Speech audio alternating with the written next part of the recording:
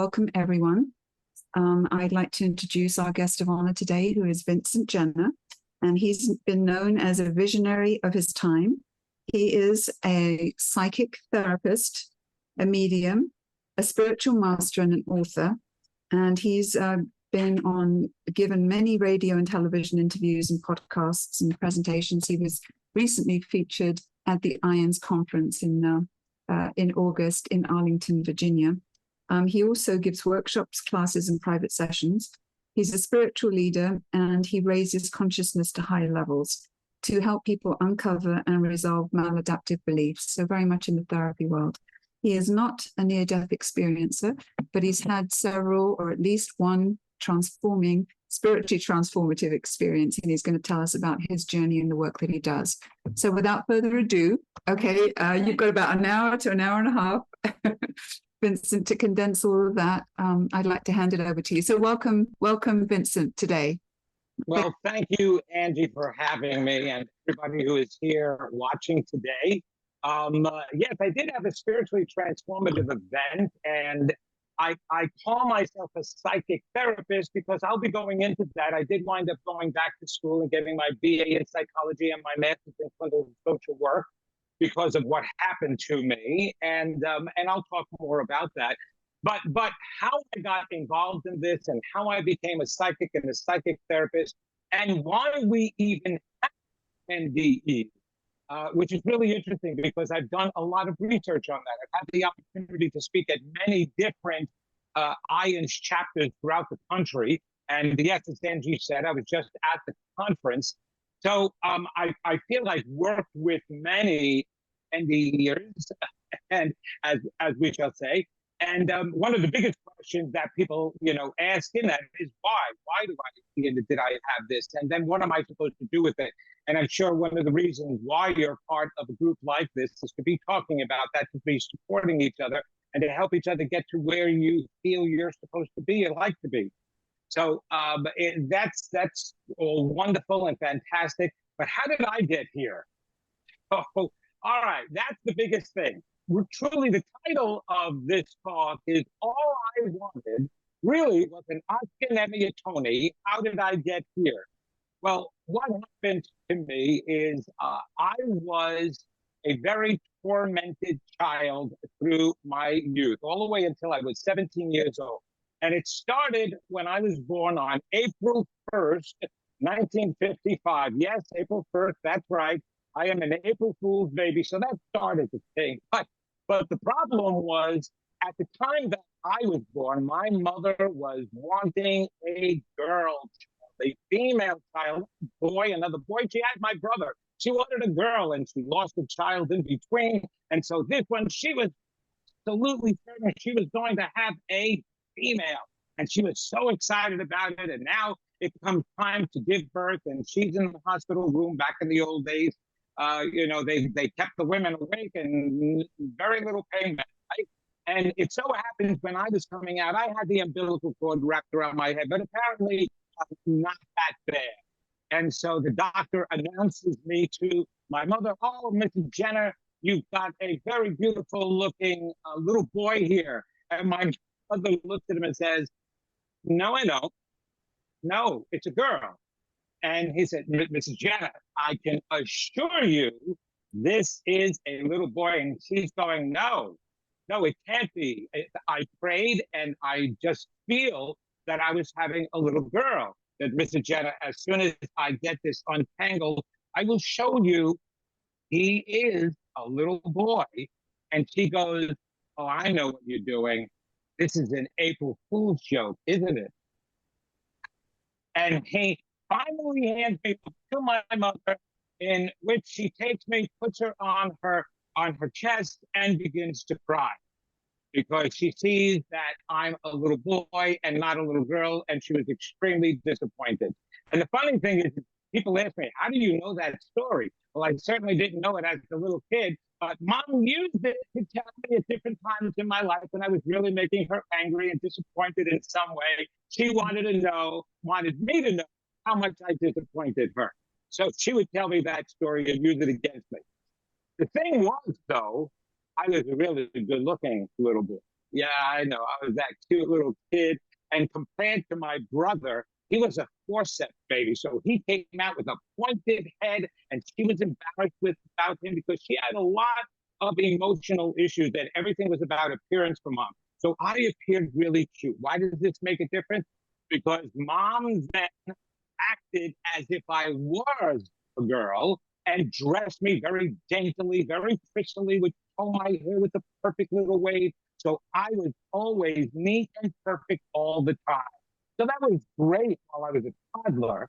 But then as soon as I started school, it's a little different sending a very prissy looking little boy to a public school, which started for me in fourth grade when we moved to Long Island. The first 3 years I was at a Catholic school, and so we were in uniform, so that didn't matter. But once I went out on Long Island, New York, the country back then, and I went to this small little school, and from that point on, the kids were picking on me because of how prettily I was dressed, how feminine I looked. That was the word they wound up using for me. So I was tormented throughout my school year. And the thing was, though, thank goodness, as a child, I had a great little voice and I was a great little actor, very dramatic. So I used to do the shows. I was in all the choirs. You know, us Italians, Sicilians in particular, we tend to have the big voices. And if you don't hear it in song, you're going to hear it in yelling.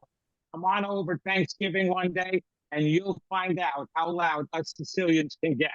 So there I am performing and doing all of this wonderful stuff. But at the same time, then I was being tormented and daily. As long as I was going to school, I would have to run home from school at the end of the class and get away from the kids chasing me. If they caught me, they beat me up. In school, I was shoved in the lockers, head flushed in toilets, peed on, spit on, thrown in dumpsters, stripped and thrown into assemblies to be totally humiliated. And that happened all the way up until I was 17 years old.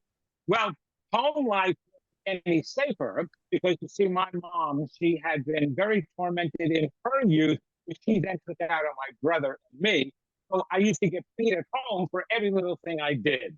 So here I am, this very emotionally tormented kid. But thank goodness I had this talent because that kept me going. Every time I heard at least this, I used that as an acceptance. But the human part of me was definitely scarred and damaged. And I did not have the type of confidence level that I needed. So I held on to the idea that I was great. I was the greatest singer. I was the greatest actor. And I just kept pursuing that in my life and in my dreams. And in a way that also stopped me from doing the things that I was supposed to do because I thought I needed it. I was so good to compensate for how bad I felt about myself that I didn't go for classes. I didn't take the lessons that I should have. And I only was able to get so far. Well, there is an interesting story that goes with that because all during that time period of my school years, you know, the kids follow you back in New York. They follow you from elementary school all the way up until high school, right? There was one kid in particular. He was the class clown and the super. So when you put those two together, he was pretty popular and he had a lot of power.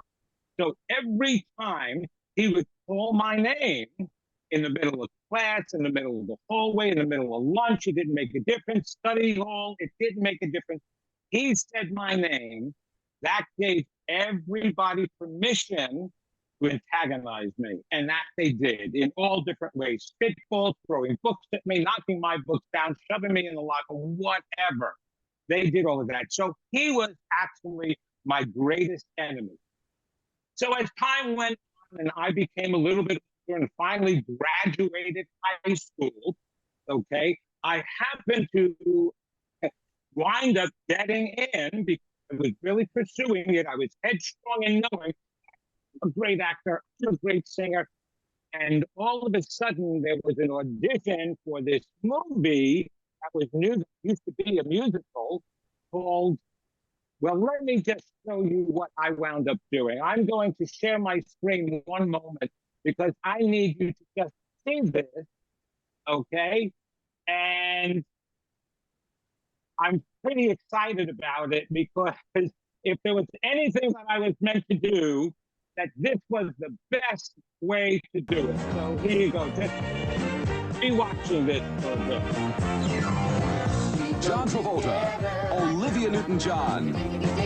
Grease, John Travolta, the sensational star of Saturday Night Fever. Well, right in the middle over here. In Grease. It's hard to see with the crinkles so fast, but I'm right over here. That's me in the movie Grease. I was a singer and actor in the movie Grease, and so that made me a local star, right? So here, let me show you actually a better picture of that. So I'm famous all over. So here I am, right in the middle over there. There I am, this guy right over here, looking at them while this girl is looking away. That's me.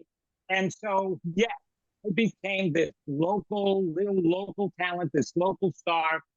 And it was right around the time of my 10-year high school reunion. So why is this so important? Because everything winds up leading into each other and connecting into every single aspect of your life. You'll find that out if you look in the past. You can actually see the pieces of the puzzle that fit in everywhere, even if you have an NDE. And like I said, I'm going to talk more about those NDEs and what I wound up having.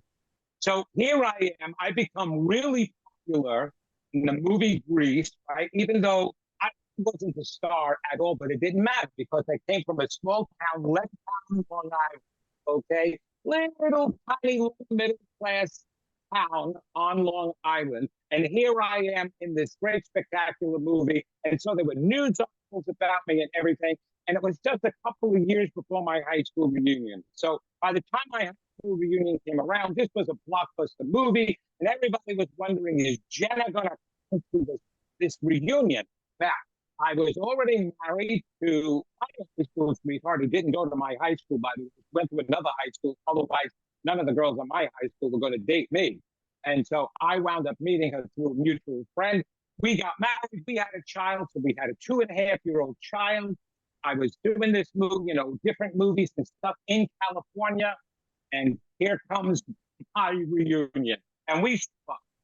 And quite honestly, even though I walked in there with a gigantic, it wasn't the little chick.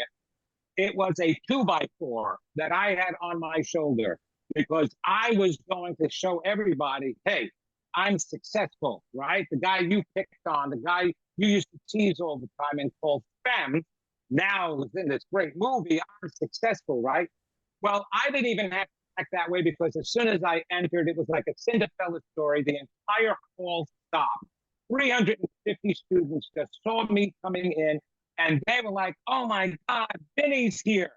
And so the girls surrounded me, stayed with me all night long, wanting to hear stories about Hollywood and all of that stuff. And the guy who is my greatest enemy from across the hall screams out my name like he always did in school. And the entire hall just froze, so they didn't know what he was going to do. And so what happened was he ran up to me, grabbed me in a bear hug, wouldn't let me go. And in that, I kind of felt and knew internally, wow, he's saying sorry in his way. And I felt that. It was a heart-to-heart connection. Well, he sat at my table for the rest of the night. He was championing me, bringing over all the other jocks who used to pick on me. Vinny's so funny, you got to listen to him. I was having such a great time with them, quite honestly. And we all went out to breakfast at the end of this reunion, and I spent even more time with them. So it turned out, little fast forward, that my enemy wound up becoming a very dear friend. Okay. And so, which was very unusual, but it was the way it was going. I had no idea why it was going in that direction, but it just went in that direction. But this was a dear friend whose life was in crisis mode. I knew it was in crisis mode, but he never, ever told anybody that it was in crisis mode. So he would, as soon as he was the type of guy that You don't want to say, hey, Dennis, how you doing? Because from that point on, the story was all about him, and he would never get in a question about how you were doing. It was all about him. But I was able to tolerate that. He was the guy who rented the Porsche for the high school reunion so he can impress everybody.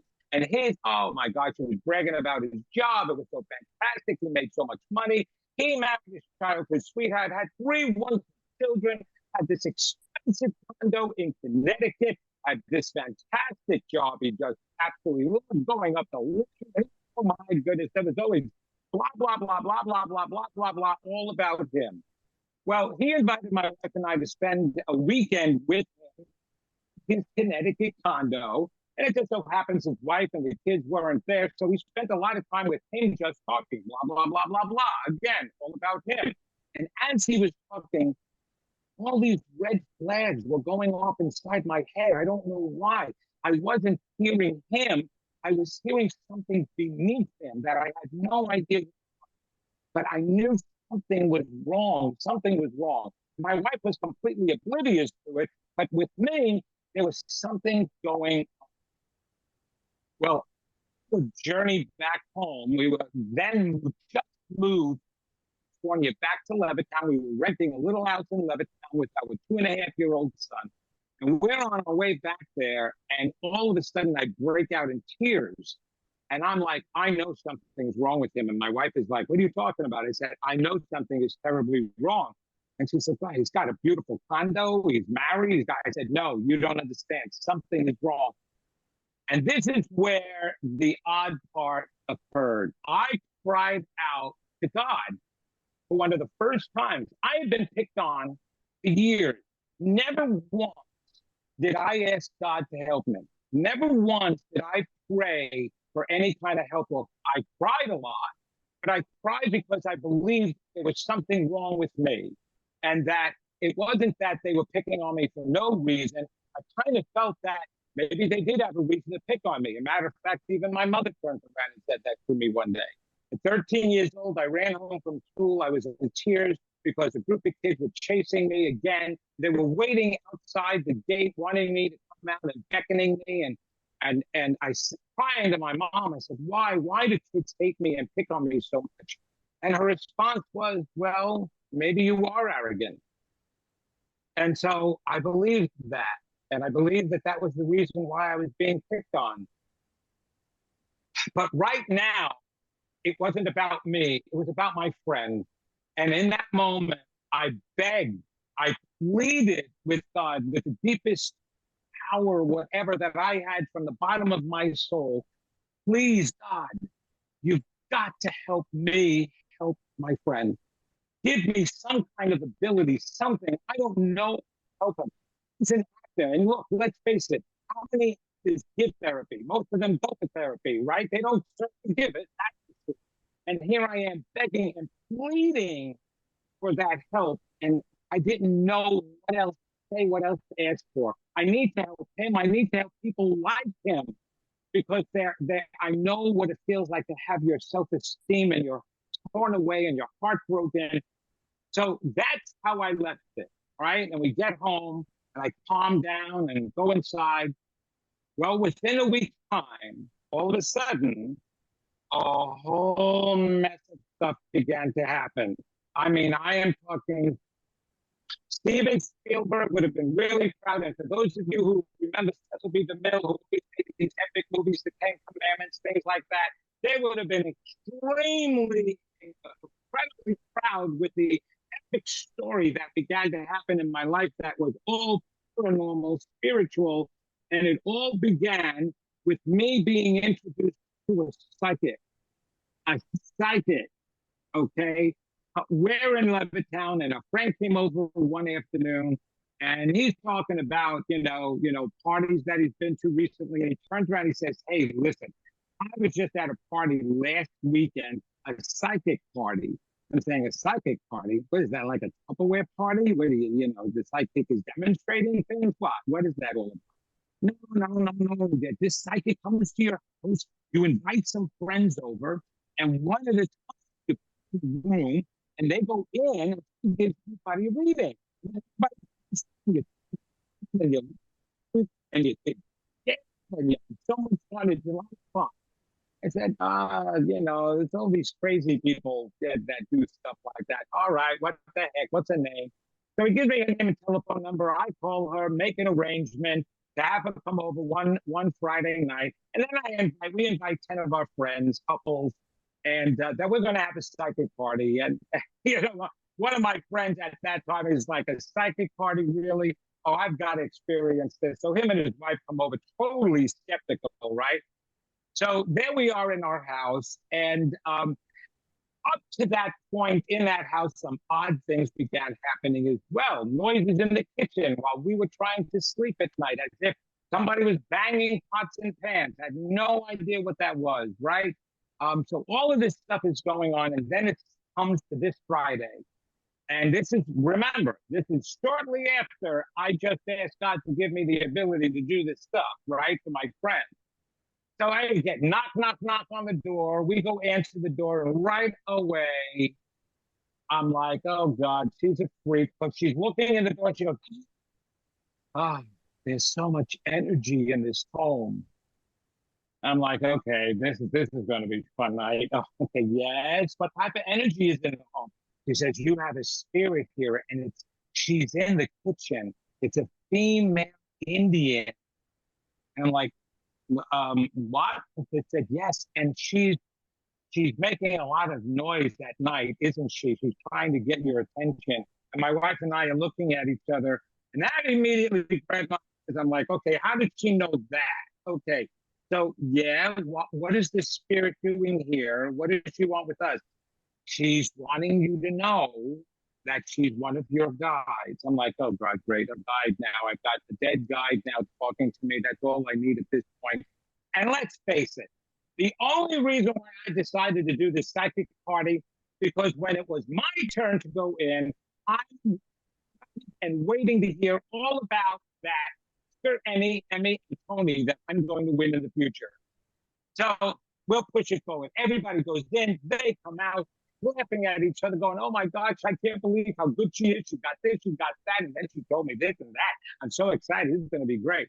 Then it's my turn, and I go in, and I sit down in front of her, and she's staring at me, and I go to give her my hand. She asks for my hand, and all of a sudden she backs off. She can't touch him. She said, I can't touch your hand. The soul of Jesus is around you. I'm like, I'm sorry. Who said the soul of Jesus is around you? You are going to become a spiritual teacher in 7 years. I'm saying a spiritual what? Well, wait, and Jesus is going to help you and give you the words and send you the people that you need. I'm like, wait, fine, wait. Jesus, does that Jesus knows that at 13 years old, I was eating his body and drinking his blood behind the altar before service Sunday morning. This is the guy that you're telling me is going to be helping me here?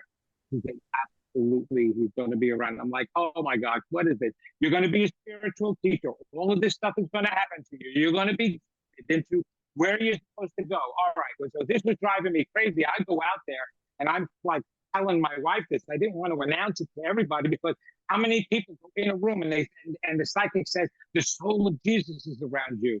I sound like a maniac, or some narcissist having some grandiose views or ideas, right? And so I was just holding that of just my wife and believe what she's talking about. So the night goes on, everybody goes in, they had a great time, everybody goes home, and I'm freaking out, and I'm like, what is she talking about? So a couple of weeks go by, and lo and behold, all of a sudden in my neighborhood, in the town there's going to be a local psychic fair. A psychic fair. We never had a psychic fair in our towns near us, but at the local market, there was going to be a psychic fair. My wife was going to a baby shower, and I was like, can I go to the psychic fair? I got to go up to another psychic. I got to get another psychic reading and find out what this is all about. He says, yeah, go. That'll be really interesting. So I go to the psychic fair. There's like 15 different psychics there. I'm like, how do you pick one? I go, eeny, meeny, miny. I pick a guy who does past life readings. I don't know what he's going to tell me, but I figured, oh, that'll be fun. So I go and I sit down in front of him. The first thing he said was, you sing, don't you? And I'm like, yes, okay, now I'm going to hear it. All right, this is it. He's going to tell me how I am, and I'm going to be a a famous singer, actor, and dancer. Go ahead, go for it. And he said, yes, you used to be a female singer in Africa. And it was your voice that called the tribe to gather together, and you sang at the ceremonies. I'm like, oh, okay. Maybe that could be the reason why I have a big voice also. All right, I get it. So go ahead, go on. But you have to give that all up now. Why do I have to give it all up? Because the soul of Jesus is around you, and you're going to be a spiritual teacher. And I'm like, okay, wait a minute. This is a conspiracy. You must know this psychic who was just here a couple of weeks ago. What are you talking about? And he is telling me, going on and on and on. He says, I know you're very interested in your performing now, but you're going to be giving all your attention to becoming a spiritual teacher. And I'm freaking out now. This is the second person, and they really didn't know each other at all because he came from a different place in a different state, meeting there. And so I go back, tell my wife, I'm like freaking out even more now. And I'm going, okay, I got to clear this up. I got to do something about it. So now I look for a psychic in Manhattan because I figure, well, the New York, they've got to have more reputable psychics there rather than Long Island. Right? Long Island, where everybody is sick, they go to Manhattan to a doctor over there or a hospital over there, right? And so I figured a psychic over there would be able to tell me something better than he's over here. So I go and find somebody who get recommendations. I go to Manhattan, I go up these staircase into this little tiny office and space, and there's all these decorations on the wall. And I'm going, oh, brother, okay, this is nuts. What am I doing? And I sit in front of him, and guess what? The soul of Jesus is around you. You're going to be a spiritual teacher. Well, my jaw was hanging down until I got home. And unfortunately, back then, there were no cell phones. So I had to wait until I got home and went to a phone booth to be able to call my wife and tell her. I get home and I tell her about the whole thing. I'm like, this is crazy. This is crazy. I don't understand it. Okay, so that's the preface of all of it. I'm at a doctor's office and I'm still talking to my wife about it. I have an appointment just for a checkup. Oh, I don't understand all of this that happened. And a woman next to us turns around and says, excuse me, I don't mean to interrupt, but I was overhearing your conversation. Do you understand what may be happening to you? And I'm like, not at all. And she was an older woman. I was only 28 years old at the time. So she was in her 40s, to late 40s. And she goes on and says, you're having a spiritual awakening. I said, a spiritual what? You're having a spiritual awakening. And she begins to explain a little about it. And she says, I recommend that you go study some education material. I went, okay. So here we are in the middle of nowhere in the doctor's office. A strange woman turns around, and I was told by the psychic that there would be people who would be directing me. So that started a direction. I started looking up some things. And so I could not let this go. This was an obsession, and I'm ruminating on it. We're going to jump forward again. A friend from California that I used to act with, she comes and visits me. And I'm sharing with her everything that happened. And she knows that we were about ready to take a trip back to California for a friend's wedding. And she says, go see my husband. He's an automatic writer. What's an automatic writer? I'm like, I'm being introduced to all of this normal metaphysical stuff that I was never introduced to before. Now my friend's telling me her husband is an automatic writer. I knew her for years. She never said that. Why didn't you tell me this? She said, because it wasn't the type of thing that you shared back then. This all happened in the early 80s. So you have to understand that the New Age movement started, but it was amongst a very small clique of people. And it was only people who were already involved in it or who had experiences themselves.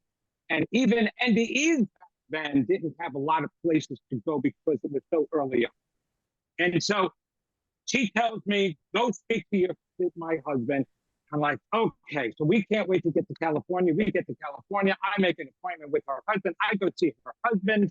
And he starts sitting down with a pad. He goes into this ritual meditation. He says some chanting things. I don't know. And I'm sitting there going, oh God, we're in California here. He probably smoked a joint or we've got this breathing going on here. I'm like, something is going on. I just know it. And so he starts writing and his guide starts speaking through. you know? And then his guides stop and say, Vincent, we have your guide here who wants to talk with you, one of your guides. And he introduces himself as Joe. So he's writing this all down on this paper, really scribbling fast and everything, and you can just about make it out, but you can see it. He introduces himself as Joe. And he is going to help me through a lot of this besides Jesus. And that I am meant to be a spiritual teacher, and that I'm going to be opening up all these abilities. What abilities are going to be opening up? I said, how am I going to communicate? I live in California. I don't know anybody but me that's an automatic writer. And so turns around and he says this, what you would think is a no-no, and asks me, says, the best way to communicate to start is get yourself a Ouija board. Ouija board. And pray and meditate before you use it. I will talk to you there. I said, a Ouija board. Seriously. He said, okay, all right, fine. So he's writing all this stuff down, right? Gives me all these instructions, tells me the time period and how long it's going to take, and that I'll be out there. And my head by this time is so totally blown. I don't know what to do with it. I take the piece of paper, I fold it up, stick it in my pocket, get back to New York. I call up the psychic right away. Okay. I said, listen, I got to get together with you so I can talk about this even more. So she says, oh, perfect. Why don't you come over this Friday? I'm having a meditation circle, and it's going to be about 12 guests here. And I'd love you to come by and we can talk afterwards. So I didn't tell her anything about the paper, the automatic writing, California, nothing like that, right? It's just in my pocket.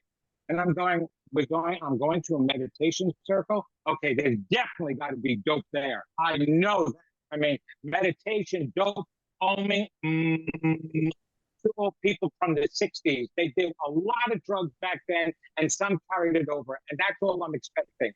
So she lives in Queens. I go to Queens. I show up at her house Friday night by myself. My wife could not come. And so I go by myself. I'm freaking out. And the first thing she does is 12 guests there. She introduces me. This is Vincent Genna. I want you to remember who he is because he's going to be a well-known spiritual teacher in 7 years. And I'm embarrassed as all heck because I don't know any of the stuff that they may know. I don't know anything about meditation. Meanwhile, she's introducing me as this spiritual teacher. And I'm like, this is going to be crazy. I just know it. But what was odd about it is I found it really strange. There were doctors there. There was a nurse there, a lawyer, an accountant. They all seemed like normal people with normal careers, and they were in meditation circles. Like, okay. So I sat down with them, and of course, she brings us into the living room. And what's in the center of the room is a candle on a podium. The room is all darkened. We sit in a circle. She has chairs around. All right, 13 chairs. I feel like Jesus and the 12 disciples now sitting down at the Last Supper here that's going on. Something is going to go on. And so we sit in a circle. I'm sitting down there, and that's it. I don't know how to meditate. And she tells you close your eyes, and she's saying some sweet, wonderful guiding stuff. And, breathe, imagine this, imagine that.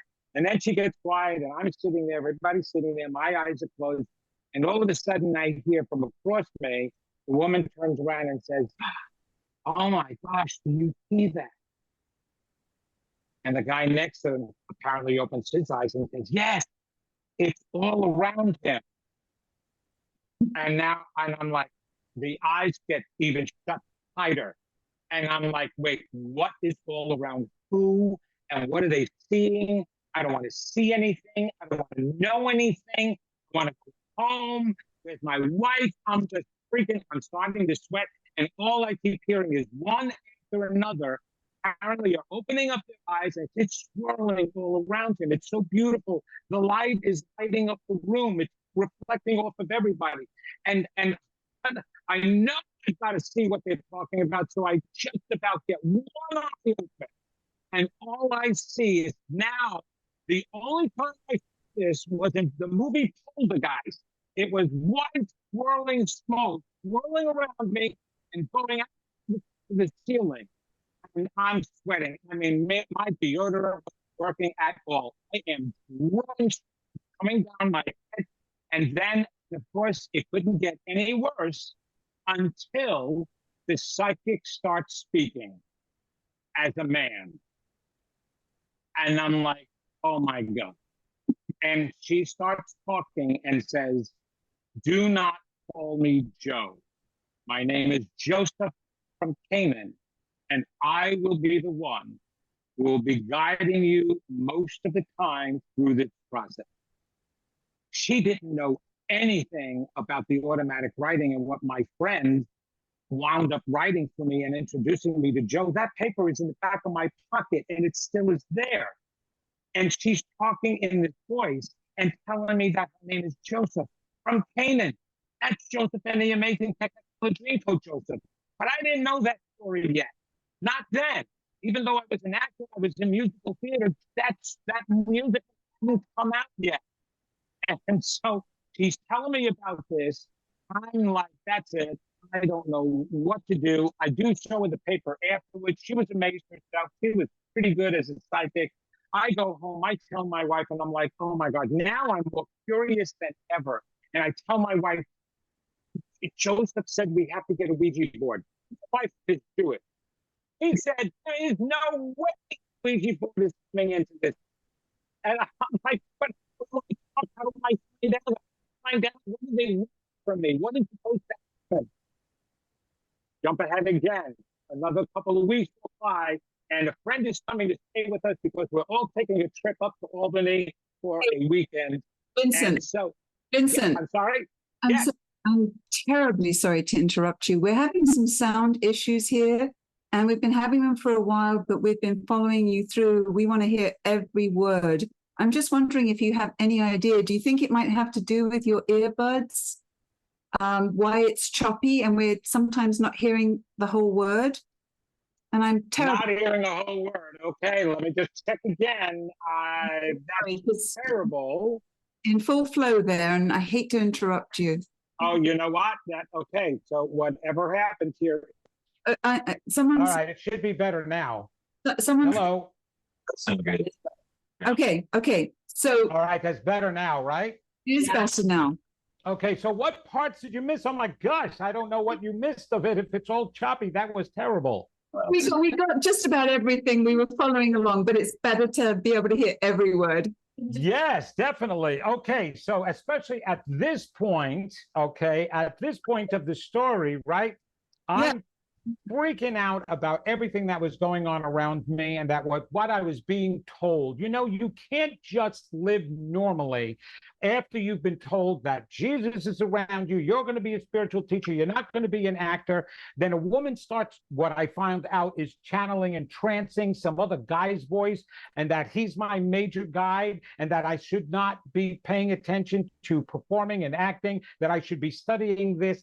This is way more than I expected I could handle, and I needed to know more about it. So, and my wife wouldn't let me get a Ouija board, and especially a Ouija board. You hear all these crazy things about a Ouija board, right? You hear all these terrible stories and the devil comes through. So she was like, no way, that's entering the house. So anyway, this friend comes and stays over, and I plead with her. I said, listen, he's here. There's a guy, there's somebody else here. It's a friend. He can support us. Please let me get the Ouija board. We'll do it together, right?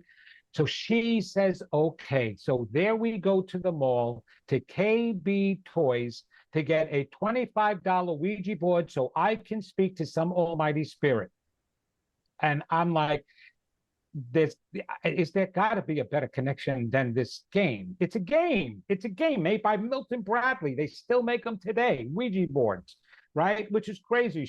So we get the Ouija board and he comes on it. My wife and I start doing it, and right away, this thing is moving like there's a vacuum under the letters, and it's sucking the that plastic oracle, a plastic little thing that is moving all around the board, right? And it's spelling out all of these words, and it's getting frustrated because it's spelling out the wrong word, and then it spells out the right word. And it's like, and finally it turns around and it says, put aside. And I'm like, okay. So we put the Ouija board aside and we're just sitting there. What's supposed to happen now? I don't know. Well, that's when the dam broke. And all of these words came pouring into me, words I had never heard before, but I felt incredibly compelled to speak them. I couldn't hold back. And I am speaking in my voice now all these incredible philosophies about life. And my friend and my wife were staring at me with their eyes open like a deer in headlights and looking at me, and I'm going on and on about the meaning of life, what God is, who we are, our souls, what is our purpose here, what is our destiny, why is everything happening the way it's happening, why the earth was created and the universe is on and on and on. All of this stuff, just I had to speak it, I had to spit it out. It was going on. So hours went by and all this information came out. Then all of a sudden I'm sitting there and I'm looking at my wife and I said, you're about ready to say this. And I come out with a full sentence of exactly what she was going to say. And she's like, how did you know I was going to say that? I did the same thing with my friend. Then I told my friend what he just did yesterday. I said, I know you did this and that and this and that. All this information was coming to me. Instantaneously, I was becoming a psychic, and I didn't know that that's what it was. But all of this stuff was happening to me because I didn't know what a psychic felt. All I knew is what they said. And so all of this was happening beyond belief. Everything goes by. Every single day after that, more and more was coming out of me that I had to say. None of it we wrote down. None of it we wrote down at all, right? And so then at one point, with all this information coming out, all of a sudden I went into a trance. I felt completely zoned out, disappeared for a moment. And my wife turned around and said, you are not going to believe what just happened to you. And I said, what happened to me? She said, I felt like you disappeared and this guy who introduced himself as Joseph came in. And I was like, you're kidding me. Oh my gosh, that's exactly what happened when with the psychic, when I went to her meditation circle and she spoke as Joseph. He's talking through me now. So I was automatically trancing. I started trancing right away. And so this was not what I wanted. This isn't what I wanted. This isn't what I thought. Yes, I asked for God to give me ability to be able to help my friend, but this is not what I was expected. Give me direction to take some counseling classes, maybe a life coach or something like this. In my wildest dreams, I would never think that I would become a psychic. No, a psychic are those crazy people from California or on the highway. You know, the palms that you see on the highway with the Sister Sarah psychic. I'm like, what am I supposed to do? Have a palm out there and go, Cousin Vinny, psychic, come. What is that all about? Who's going to come to me? And I didn't want that reputation, not in the least. And so we just needed to dive in and find out more of what was happening. So it's like all these words, are they nonsense? Are they real? What are they? So we used to go to the bookstores, Barnes and Noble. And back then, the spiritual sections were called the occult sections. And you didn't let anybody see you looking in those stacks where the occult section was, because if they noticed you, then they would definitely label you as one of those loonies too. So we would sneak around and we would grab books off of the shelf. The teachings of the masters of the Far East or the Bhagavad Gita we took off the shelf, whatever that was, had no idea what these books were, but they were in the cult section and we're thumbing through it. And all of a sudden we would happen upon a page with a paragraph of words that I had just spoken the night before. And it was going on, and my wife was looking at that, and we both knew, all right, this is beyond weird. Something is definitely going on here, something very mystical, very spiritual, and we have to just keep going in the direction that woman said I should study with Edgar Cayce. So I did. I went to ARE. I found out all about it. I studied as much as I could. So I did all of that, but I still wanted so desperately to be that actor. Wait, how can I give up my acting? I just needed to do that. What am I supposed to do with this as a psychic? Then as time went on, then I became a medium and I'm seeing dead people. Now I'm supposed to tell my wife I'm seeing dead people besides talking with people's minds and their past and their future. Right. And so all of this was just going on in such a short period of time, extremely overwhelming. And I was bucking it and pushing against it the entire time because I just didn't expect this to be part of my life. But I took what I had and I went back to my friend. And one day I invited him, come out to Long Island. I'm here. Let's go to a bar. We'll have a couple of beers. So he meets me at a bar. I tell him, sit down on a stool and keep your mouth shut. Don't say a word. That's exactly what I said to him. Hey, look, if I'm going to do this, I'm Italian, I'm New York, I'm arrogant, I'm bold. So that's going to go along with the process, okay? It's got to be that way. And so I made him sit there quietly, and I turned around knowingly, knowing in my head, I said, your wife left you, she took the kids, you lost your job, you can't pay for your condo anymore, and you have severe health problems with your back and are going to need severe surgery, and you are not talking about this to anybody. You haven't shared this with the soul. You're dealing with the soul by yourself, and you can't do that because I see it bringing you down. And I want you to know that I know all of this. I'm not judging you. I'm here for you, and I will be working with you. AK got totally silent, and he stood up from the stool and bawled, started crying, grabbed me, and wouldn't let me go. Apparently, I was right about everything that I had said. Well, unknowingly, he became my first spiritual student. And I knew things I needed to say to him, and I was working with him. Every day, I'd be on the phone with him. We'd be talking, and I'd be working with him and telling him different things. And anytime he went to a place that he shouldn't have gone, I saw it, I heard it, and like, no, no, no, no, no, you're BSing, stop, let's back up. We need to get to what you're really feeling. And so we did. Well, lo and behold, he is now a spiritual teacher himself. He is one of my greatest fans. He will show up at different events to surprise me. He's such a great guy, a loving guy. He recommends me all the time and sends me people all the time. He's a beautiful man.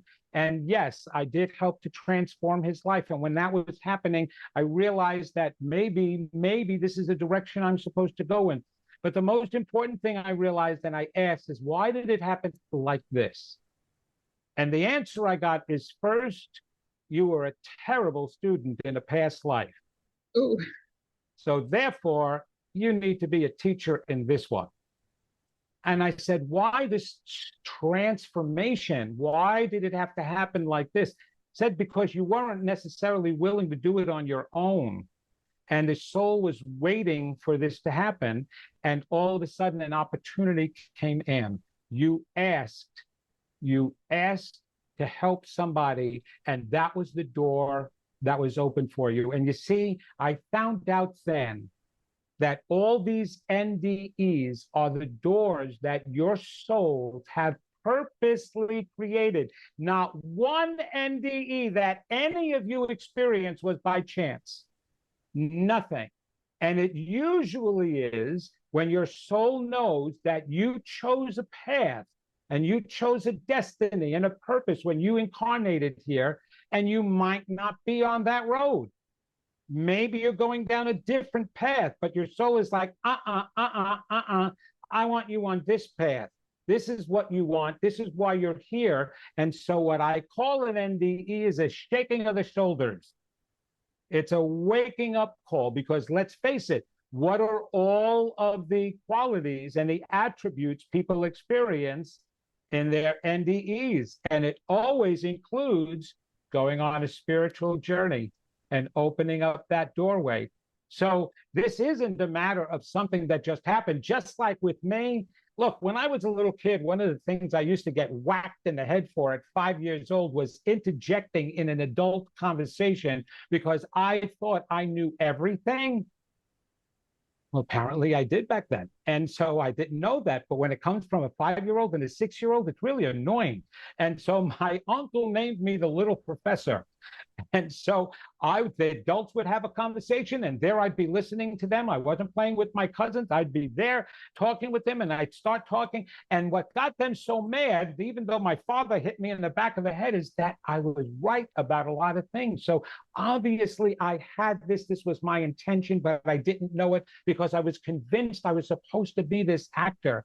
I was convinced that that was my destiny, but that was actually my resilience. And all of that happened so that I can be a spiritual teacher. Well, I'm going to put it all together. What has happened is, even though I bucked it for the longest time, I finally decided to go along with it. And when I did, everything exploded and expanded like crazy. As a matter of fact, I will share with you, until I did, I have a tumor in my brain, on my brainstem, right behind this center here, which is the will center, directly behind it, that they discovered from something else. I was in a car accident and they were giving me an MRI and they found this tumor. And the way it's growing, it's part of my spinal cord. It's called a schwannoma, which is Schwann cells. Schwann cells are what your spinal column is made of, the nerves, right? Apparently, doctor or scientist, Dr. Schwann, discovered them, and so it was named after him. Well, this tumor is growing right in, about ready to enter the top of my spinal cord column, my spine. And all the nerves that are up there are all your higher functioning nerves. So that tumor, if it presses on any of them, I could lose anything, my vision, my hearing, everything, my speech. And oh my gosh, I'd never be able to survive if I couldn't talk. Holy cow. That would be terrible. And even with my hands, you wouldn't be able to understand me as an Italian because they're all over the place, right? So it's growing in there. I went to one of the best healers that was known. There was a school down in Florida, down here where I am, Barbara Brennan's School of Energy Healing. She took Reiki and went to a higher level with it. Well, one of her teachers lives in North Carolina, and I went to her. And she's feeling me, and she comes over here and she stops and she went, I can't do anything. I said, what are you talking about? You can't do anything. You're a healer. Yeah, no, this is all about you.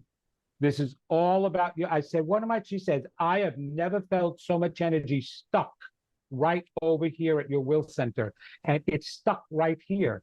And I said, that's where the tumor is. She said, yeah, I can absolutely, I can imagine, because you have clogged all the energy right here. And I said, well, what am I supposed to do? Just release it? And she said, no, that word is too simple. You have to figure out what you need to do. Well, because I was pushing this away so much, I wasn't using the power I came in with, which so many people experience. You don't use the power you come in with, and you're suppressing it in this limited physical world, eventually you're going to implode.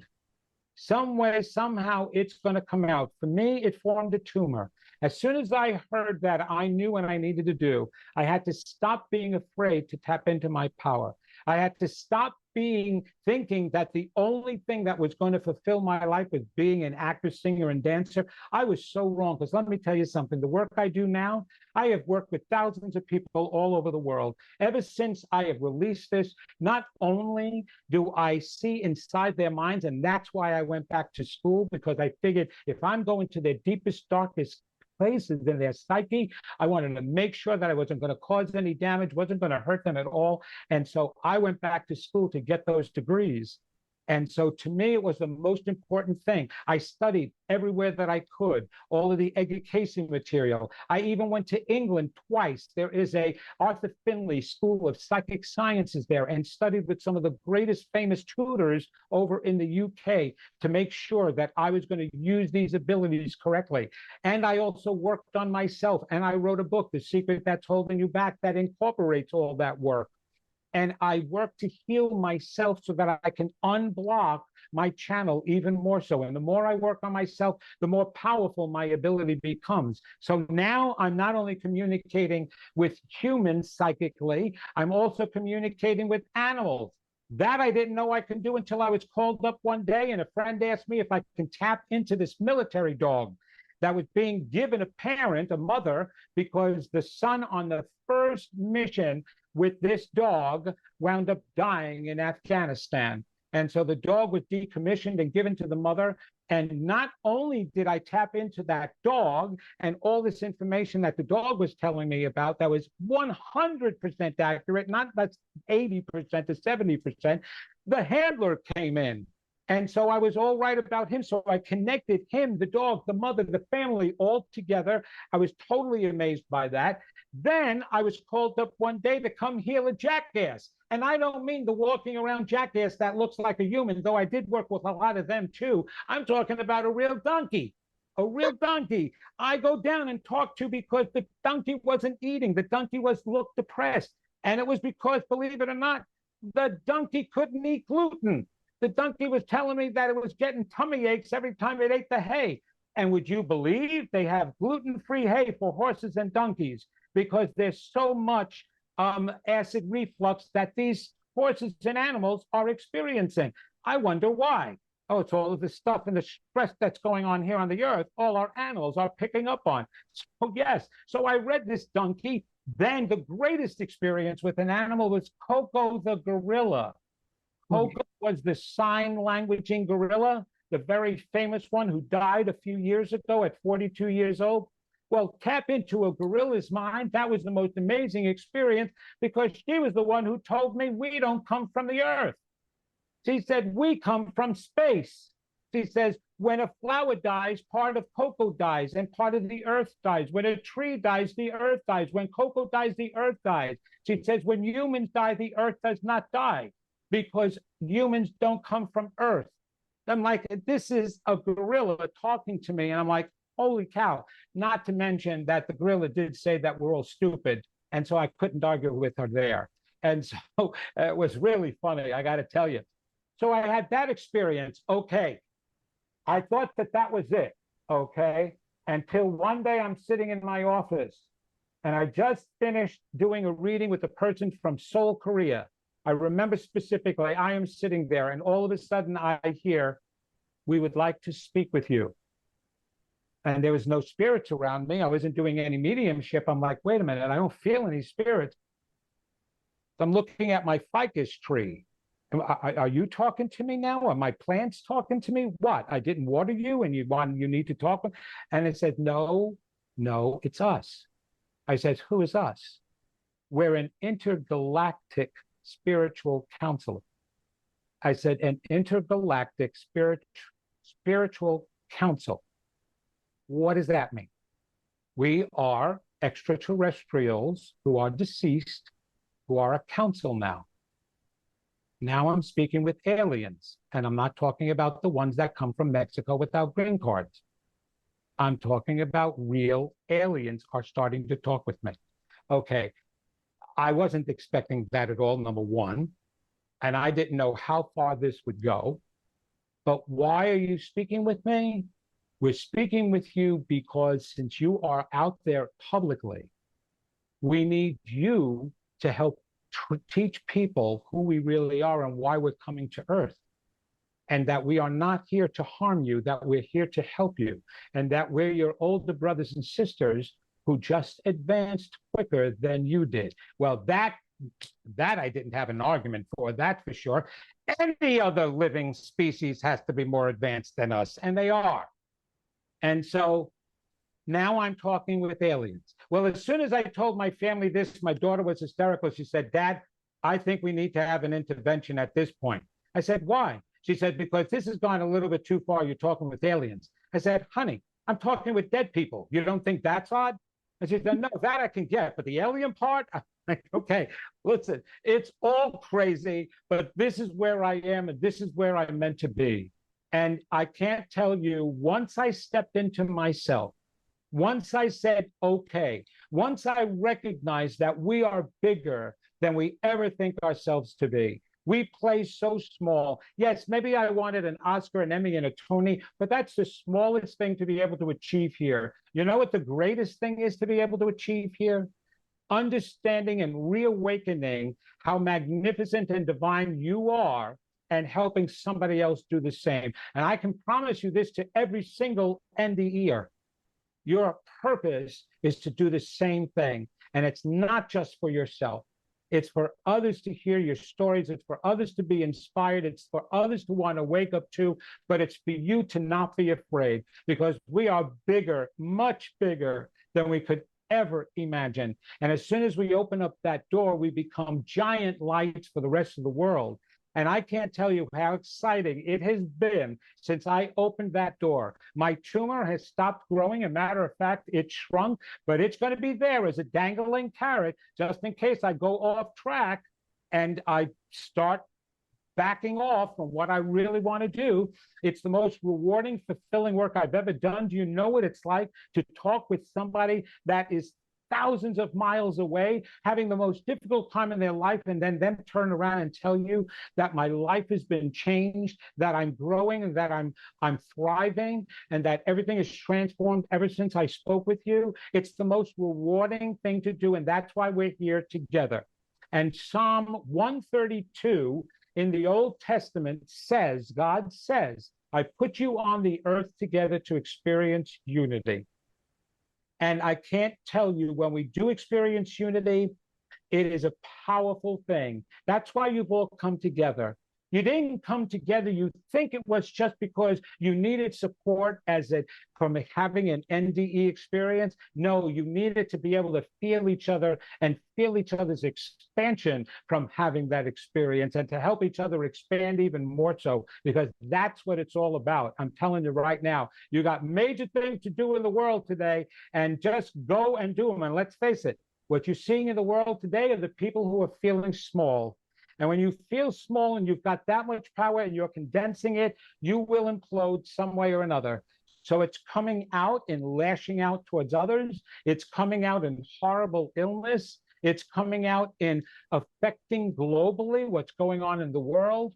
And all we have to do is recognize our own greatness. It took me a long time to do that, but I'm so grateful and feel blessed. Look, I get to speak to people like you. If this did not happen to me, I wouldn't have the chance to meet all of you, even if it's just on internet here. Somewhere, somehow, we're all connected. I'll run across you. I saw Angie in person, and this is the blessings of life, right? So I'm excited about this. This is my story, and I would love to open it up for questions now. But thank you for listening to this craziness. And so now I don't mind calling myself a psychic anymore. Okay, I don't care what the label is. And they're not just loonies from there, they're loonies from North Carolina now too. I'm one of them. So you can call me a psychic and a psycho. Therapist. Thank you very much. I appreciate it. Thank you. And I just want to invite everybody, please, to put their questions in chat and to raise their hand if they want to ask the question themselves. Wow, I think that your early journey in terms of your conditioning that made you want to become the performer, because that was the safe space for you to get the recognition that you weren't getting elsewhere, was just fertile ground for you to be able to sort of deliver your story in such an extraordinary, entertaining, and just real life way. So none of that is wasted. And you can appreciate that more than most. None of that is your sort of bigger than life personality, which would have been perfect on the stage or in film, is perfect for this kind of work as well, as far as getting the word out. So again, none of that is wasted. And thank you. Yeah, and what an extraordinary early journey. I mean, your mom, bless her heart, she's still with us? No, mom and dad had passed. You see, mom was sexually molested by her brother and cousin until she was 13 years old. So she had a lot of mental pathologies.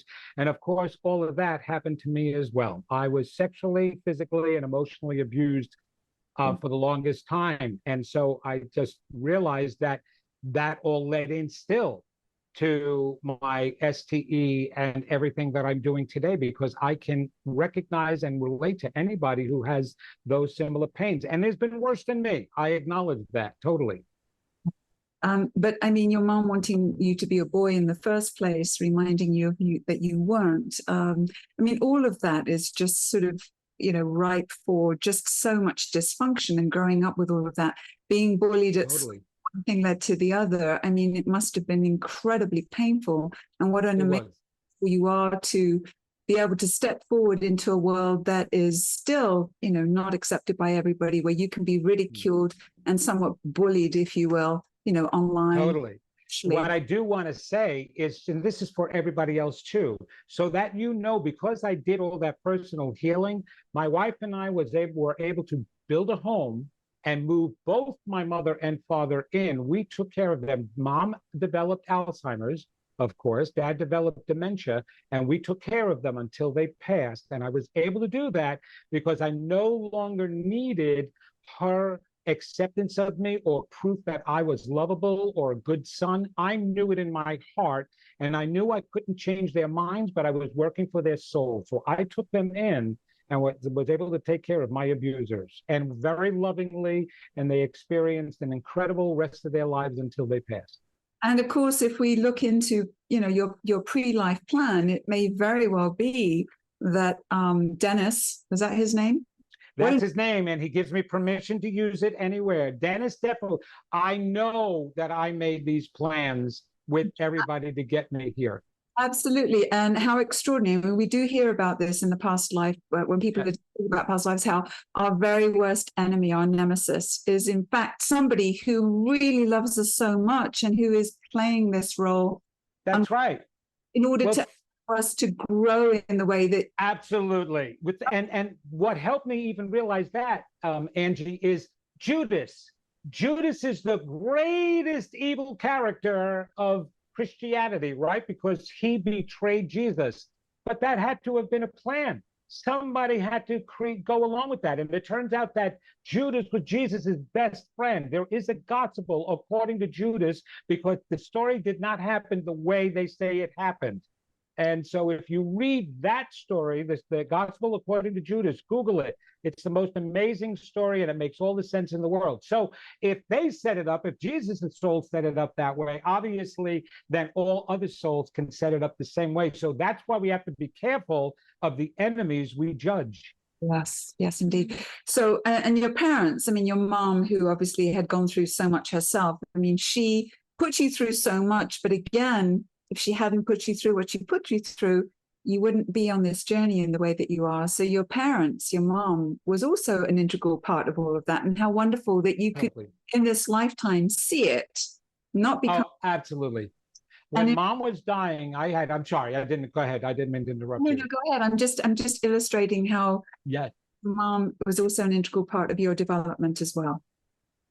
When she was dying, a shaman monk friend of mine turned around and said, Vincent, imagine this. You and your mom are souls before you come down, and you ask this one soul, could you please come down and be my mother?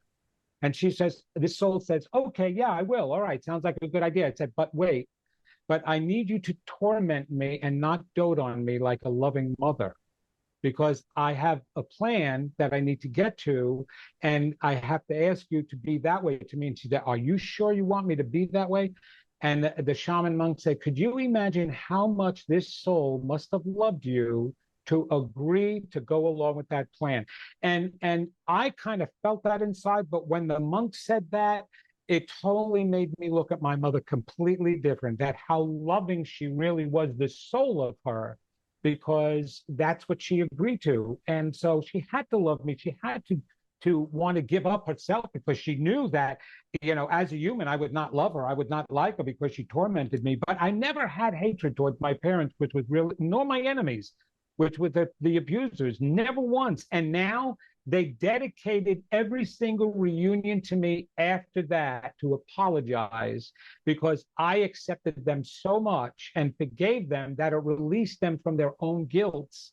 And they couldn't believe I did that. That was how loving it was. Oh, absolutely. And also, what an amazing, going back to the fact that you are a therapist, a spiritual therapist, but a therapist, how using that particular vantage point in your spiritual work with people, because I'm a therapist as well, and, drawing on dysfunction, right?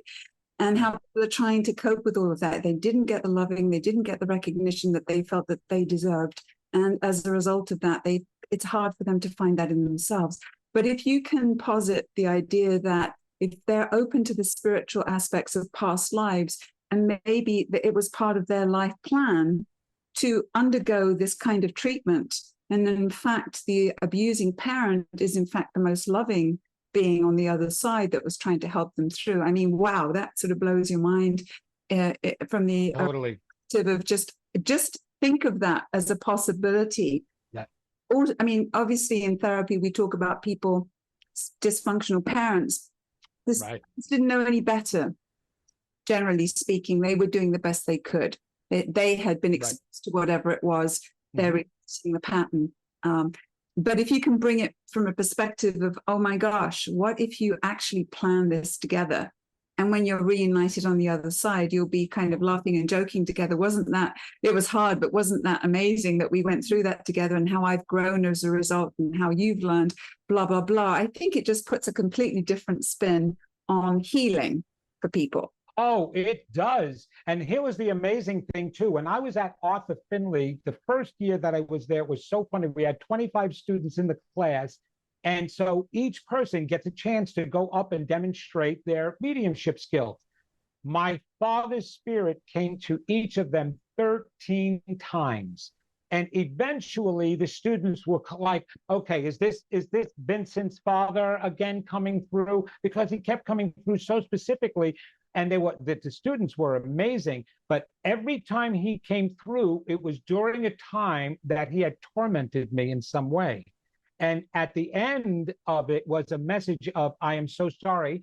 And at the end of the whole week, he came through one more time and said, I don't want you thinking of me that way anymore. And so I now see my father. I take him with me everywhere. He was my greatest. He was just an abuser. He was never a loving, doting father. He did whatever my mother wanted him to do. Go beat Vinny.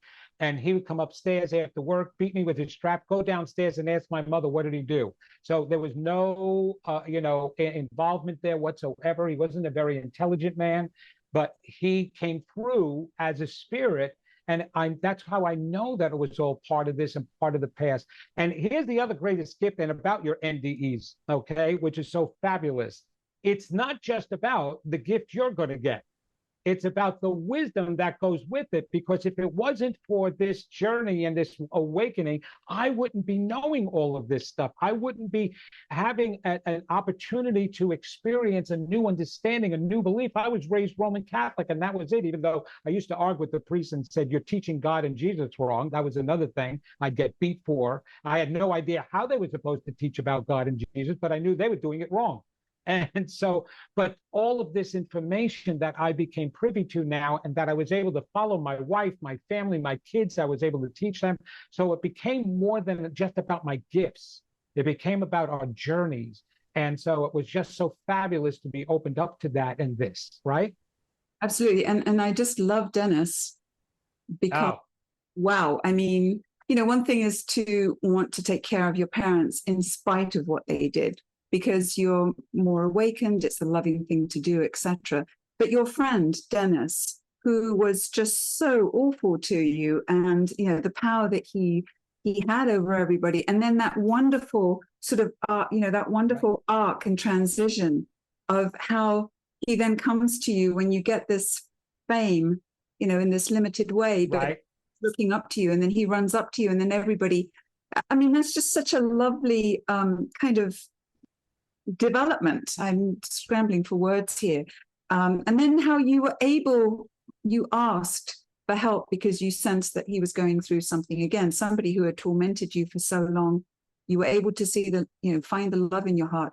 You asked for the help. It came to you in so many extraordinary ways, conditions here, there, and everywhere. It was something you couldn't avoid. And then you were able to really see him, with those psychic eyes, with that vision, that in internal vision, where the man obviously didn't know how to get the help. And you called it, you knew everything that was going on for him. And then you help him to the point where he becomes strong enough to be able to become a spiritual teacher. I mean, how wonderful is that, right? I mean, yes. A beautiful ending. You can't write that. No, you can't. You can't make that up. No. And I got to tell you, Angie, the greatest gift I have and the greatest blessing at the same time, it's the greatest gift and the greatest blessing, is I get to see everybody's godness, the real being that they are. And it's so beautiful and so fantastic. And I have the ability to let others see themselves through my eyes momentarily so that they can get to see the same beauty I get to see. And that's what's so fabulous. So it doesn't make a difference. I've worked with the worst of people all the way to the best of people. And in each and every one of them, I'm able to see their greatness. And so it just is such a blessing and such a beauty. And I do want to get to the book that you've written, because I have the manuscript. People sharing that with me, or I have a copy, and your therapeutic approach. So I do want to get to that. But I do want to touch on a couple of things. One is, we're not all experiencers in this group. Even though I'm a host of I Ams, I've never had a near-death experience. I've had several spiritually transformative experiences. Yeah. Maybe 1 or 2% of my group have had an NDE. So just know that not everybody has. The majority of the people who are part of this chapter are just really interested in the topic and anything spiritual, and are on, different parts of the path. We're all sort of on this path and greatly interested. So I just wanted to point that out. But you did say something about the near-death experience and how that really is a way of stopping that person. I mean, literally stopping them dead in their tracks. Okay. Yes. And then just, okay, let's reassess. Let's look at this. Your life is completely off course from what you had presumably originally planned. And so this is literally a wake-up call to just try to sort of reboot and get you back on track. So I think you're absolutely right about that. But let me also, what came to mind is, you don't need a near-death experience. Going through a divorce. No. Going through a separation, which many of us have gone through, is also does that. Totally. I want to just, before you go on with that, I do want to interject something about what you just said. I believe everybody in this plane at this time is going through a spiritual transformative event. Anything that now, because you got to remember, we have had many lifetimes here. And one of the reasons why the aliens are coming down is because we aren't as advanced as we thought we were, because we're still dealing with the same stuff that should have been long gone years and years ago about acceptance of each other, right? So we are all going through right now an awakening. And anything in my mind and in my knowing that brings you on this journey is a transformative event, because you have an option every single day of your life, because there's the mundane world out there. And that mundane world out there wants to pull you this way along with it. It wants to bring you down with it. It wants to commiserate with you. I mean, how many friends do you have that all they do is want to complain about things because they wanted you to join in with them, because then that validates them and it makes them feel, okay, well, I'm not the only one who's miserable. So every time you choose not to go down that path, every time you turn around and you say, no, I want to listen to this, I don't care if you think you didn't have an NDE. Those are all types of changes and death. It's not just a physical one. Yes. Did this organization want to deal with the ones who felt and experienced an actual dying and then awakening again, and then eventually expanded it to this STE? We label things too much and we separate things too much. We are all together and we're all experiencing transformations and awakenings in all different ways that we can. And one day you may go to sleep with one attitude and one belief, and then the next morning you wake up and all of a sudden something clicks, and you're reading something clicks. That is a spiritual awakening that we all have to experience. So I believe, Angie, that everybody is going to and has to experience this. And that story is said in the story of Sodom and Gomorrah in the Bible. All of those stories in the Bible are metaphoric messages for us. What did the angel say to Lot? He pulled Lot aside and he said to Lot, listen, God is destroying the city because you're all corrupt over there. And by the way, it's not God who did that. It's the corrupt people that tap into the source power, because we're all connected to it and we're using it in a very negative way. So they were destroying themselves. And so the angel says to Lot, go wake up 11 people, find 11 spiritual people. So Lot had to go around to everybody and try to awaken them, try to have them experience an STE. a spiritual transformative event that would awaken them to keep the city from being destroyed. And of course, the story is he couldn't find 11. And the angel said, well, you know what? Try to find 9. Maybe there'll be some earthquakes, but you won't all be destroyed. So go find 9. He couldn't do that. We know the story. He had to leave. Don't turn around and look back. But it was about an awakening. It was about an STE. So you, to me, if you're all here and you're listening to this and you're on this journey, you had an awakening, because you're not acting as the mainstream mundane world is. You're not getting caught up in that. So something awakened inside of you. And not necessarily when you were 5 years old, not everybody who went on this spiritual journey knew about it when they were kids or when they were younger. They didn't necessarily have their parents. If you did have that background, that's great. But most of us came to it. What made you come to it? That's the point. What made you say, I believe this, I want to follow this? If it wasn't an awakening, it had to be. You had to experience it in order to get to where you are now. That's my total belief about this. I want to touch on the tumor that you shared with us, and thank you for telling us about that. And basically how it's no accident that it's in the sort of the throat area. The will center. The will center. Okay. And that you then started to work on it, and it has shrunk, correct? So that is correct. I want to pair that with something that you also mentioned, and that is that, and I'm paraphrasing, we come into this lifetime with certain gifts. We're all sprinkled with different talents, shortcomings, etc. But many of us, all of us, have gifts of some sort. Right. And I personally believe that it is our duty, and sometimes people will call it life purpose, goal, etc., mission, to bring into effect those gifts on this plane, to allow them to come forward. Because there's a certain energy, a certain positive energy that comes with all of that. It's the course of events. But because we are conditioned in the ways that we are, we often block that. We don't feel that we're good enough, we're not worthy enough, etc., etc. And in blocking that, I think that's when a lot of illness develops in the body, because the spirit, the mind, the body, they're all interconnected. If you are blocking a natural course of events, a natural bring to effect onto this plane, what is naturally given to you to come forward, and you're doubting, etc., I think that is the beginnings of a lot of illness. What do you say to that?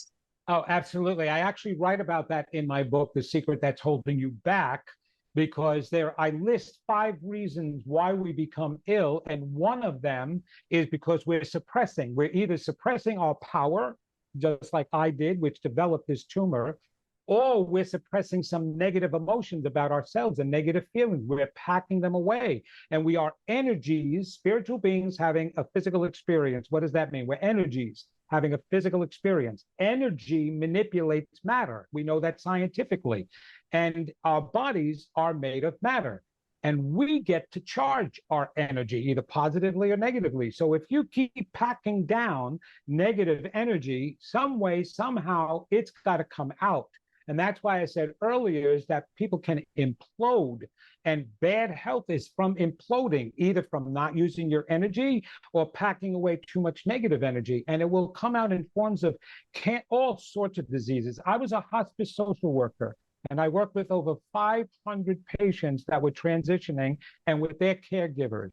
And I can't begin to tell you the types of illnesses that people died from.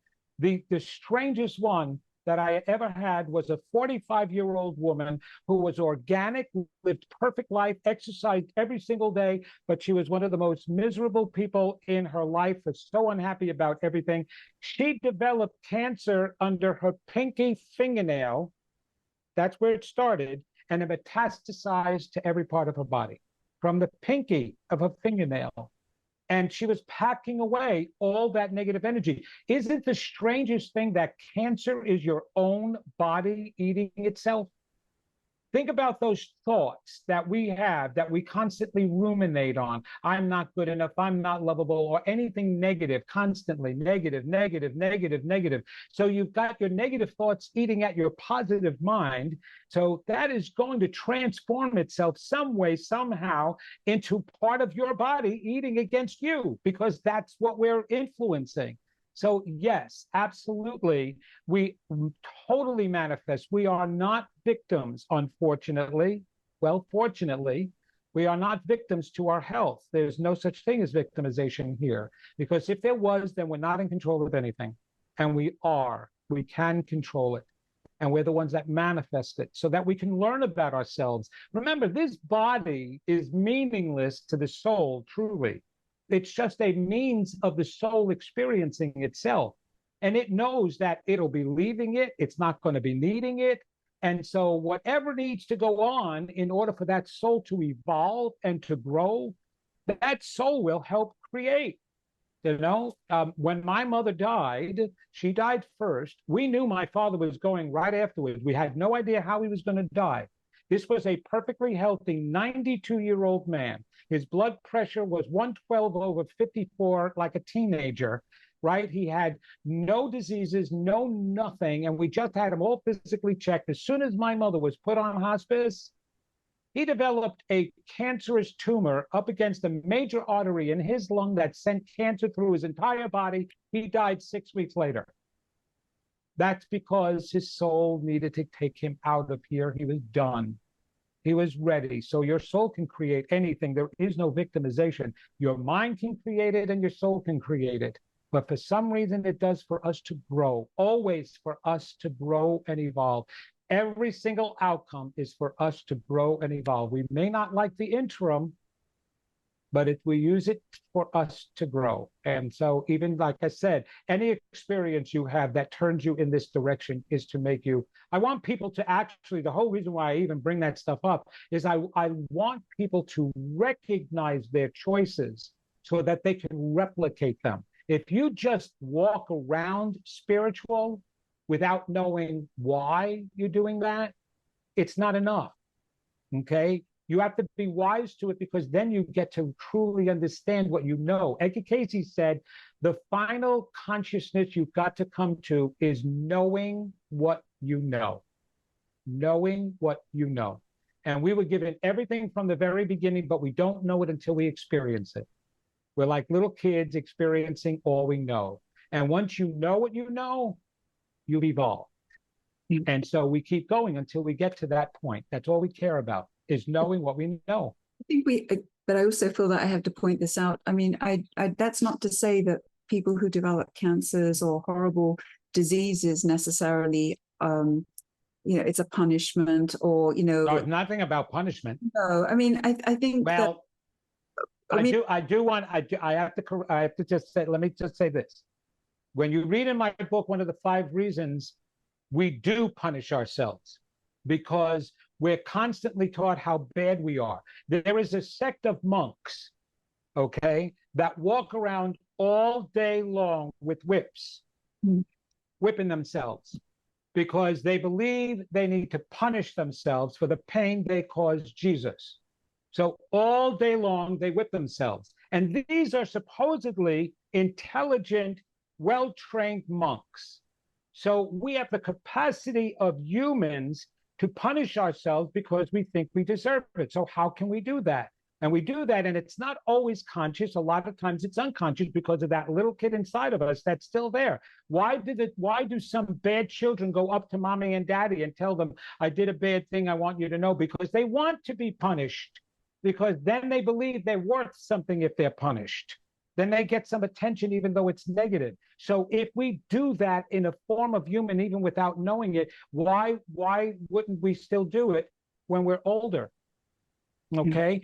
Why is it that women who have been abused, and you would know this too, right? There is an organization called Interact throughout the country. There's different groups of it to help protect women who are in domestic violence situations, right? So as a counselor, you may sit with that woman and you say, all right, you got to leave, you got to move on, and you've got to move forward in your life, right? And the first thing this woman turns around and says is, it's not his fault. I made him mad.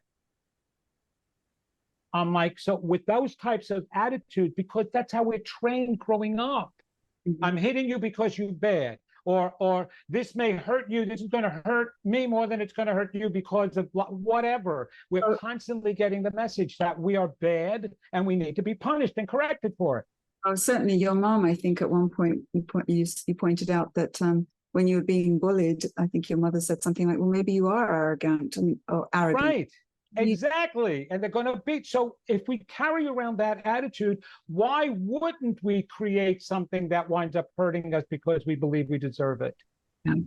It's unconscious, but it does sometimes happen. Not all the time. I'm not going to say all the time. That is not to say that, no, most of the time it's unconscious that anything happens like that, or any of the negative energy around us that we may be carrying.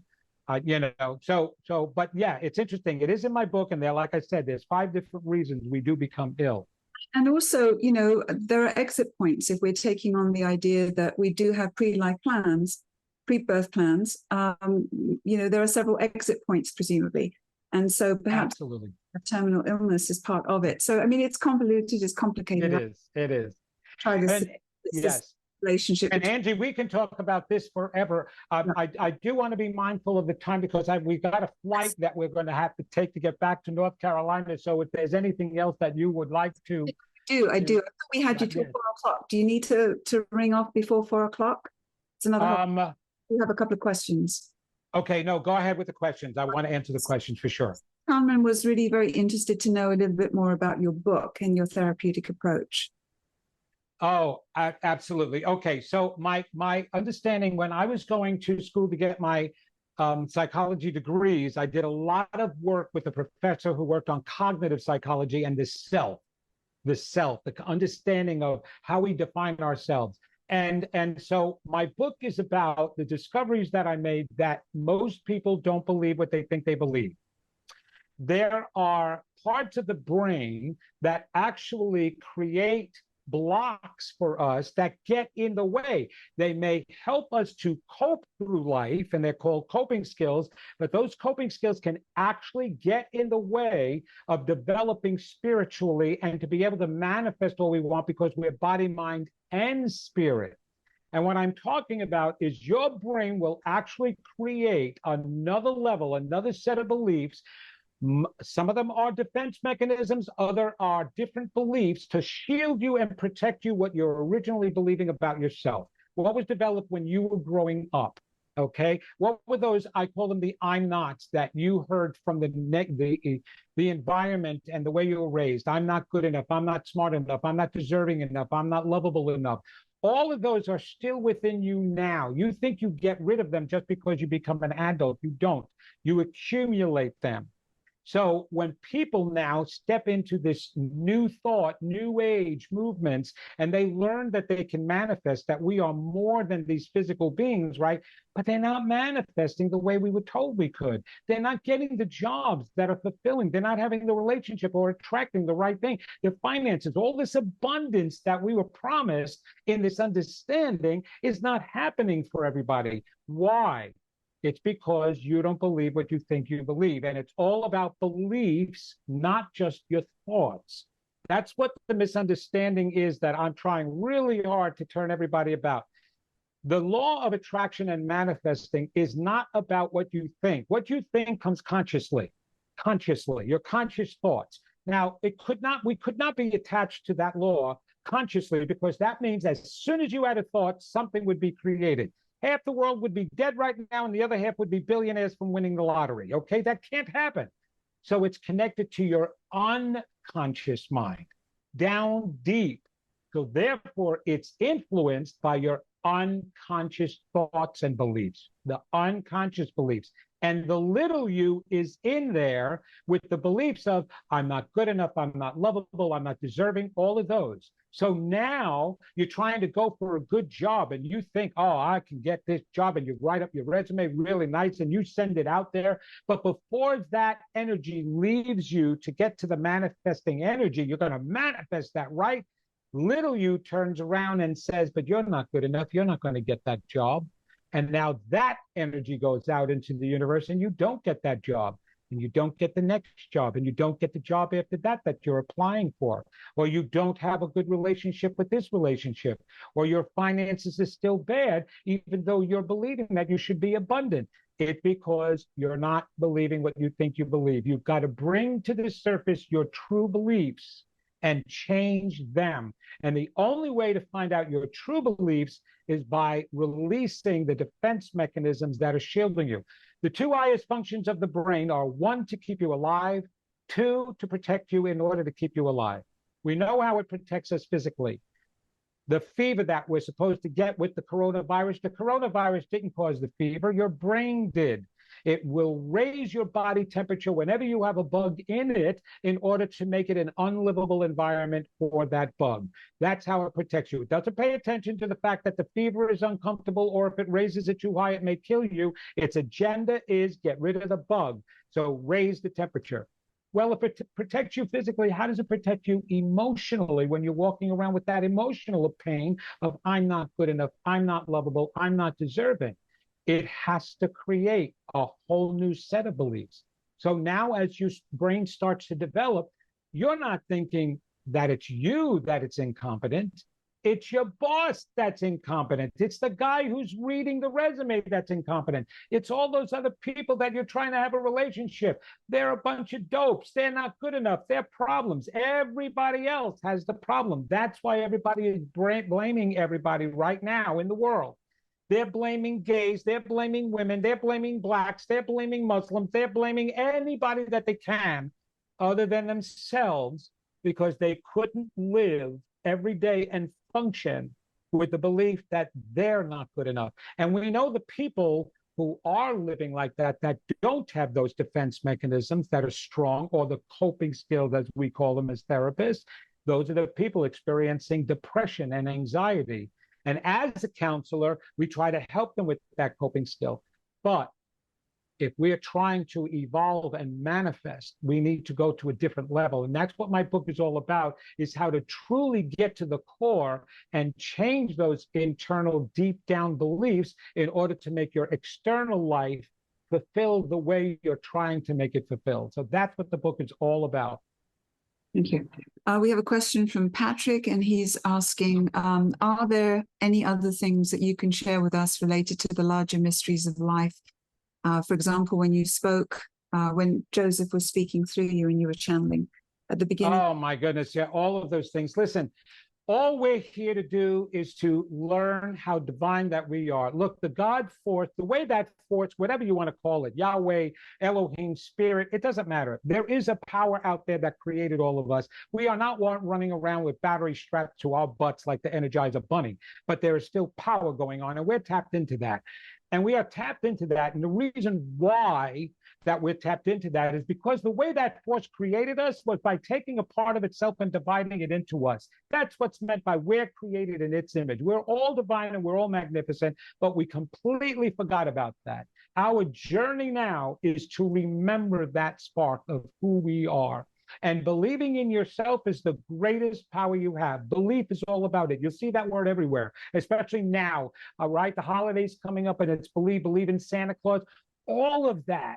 It's not fantasy. Even that, believing in Santa Claus, believing in Jesus, believing in Buddha, believing in anything. Belief is the power, and belief in you is the most important power, because that's how you get to open up everything and recognize who you are. Our only journey here on this planet is just to remember and to reconnect, because we disconnected. This entire journey from the story of Adam and Eve till now is only one civilization here.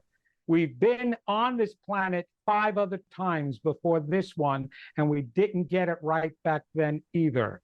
And so we were heading now in a better direction because there's more information out there, but we're still not applying it because it's so difficult for us to believe that we are these divine beings. And that's why we created these spiritual leaders. That's why Jesus was the only Son of God. Eric Butterworth is fabulous. He wrote a book called Celebrating Yourself. And in that, he said, fundamentalists believe that Jesus was God becoming man, when spiritually, the truth is that Jesus was man becoming God. Think about this for a moment. Think about having to believe you're God and where that puts your mind right away. Oh, wait, that's grandiose. That's narcissistic. But I'm not saying that you're the only God. Every one of us is. And so recognizing that is truly important. You would act better. All those people that are narcissistic are not people who believe they're gods. They're people who believe they're pieces of dirt, and they're compensating with their grandiose ideas in order to try to function. That's their defense mechanism, but they don't believe that they're better than anybody else, not truly, not deep down inside. That's why they need to convince themselves all the time that they are and convince the world that they are. But that's not where it comes from. But the truth is that if you acknowledge that you were that divine, you'd start acting that way, which is a lot better than the way we're acting now and believing now. So that is the direction we're needing to go, is to see our greatness, believe our greatness, and move beyond this earth. And just so you know, we're incarnating here too much of the time. That's one of the major things I was told. We're all imploding, because if you take a divine energy and you keep compressing it to live in this limited life, some way, somehow, it's going to explode out. And we keep doing that. This is a very limited life. We're physically here. We're limiting ourselves purposely because of the discovery of our greatness is so exhilarating that we would limit ourselves in order to experience our greatness by achieving these things, going after your dreams. And it's not about achieving your dream. It's about having the courage and belief to go after it. Because the day you achieve your dreams and you go, wow, I truly did that. That is great. I was able to do that. The next day you could probably leave and you'll be all done. You don't need to experience the dream. You need to go after it knowing you're deserving and worthy enough to achieve it, and you have the ability to. That's what counts. So it's all of that more than it is about achieving anything. And we're putting the achieving in this external world, like CEOs, presidents of companies making millions of dollars, that's an achievement. And I get phone calls from CEOs of Fortune 500 companies that are all miserable. So achieving doesn't mean a thing. But believing who you really are and knowing that you are this great being is everything. Linda's asking, what are what are the 5 other times that we've been on this planet? 5 other times? You mentioned 5 times a little while ago, yes. No, 5 reasons why we become ill. 5 reasons. Oh. Yes, yeah. We've incarnated here. We could have about 20 incarnations here at least. That's how most of us have had, because the planet is that old, but we've had many incarnations. I misunderstood you as well, because I thought you were talking along the lines of Atlantis, why Atlantis failed, because humans were just sort of getting... Oh, that's fine. Okay, I got you. Okay. I'm sorry. You're right. You're absolutely right. I did say there were 5 times that 5 different civilizations that were here that date all the way back.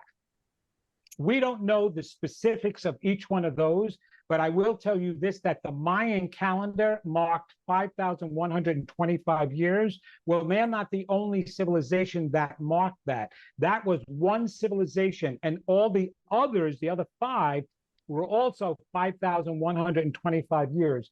Greg Braden, who's an anthropologist, fabulous gentleman, he did a lot of that research and discovery, and they discovered a civilization that had these stones, these giant, slabs of stones upright, and every one of them was level, but there was one, and there were 5,125 marks in each one.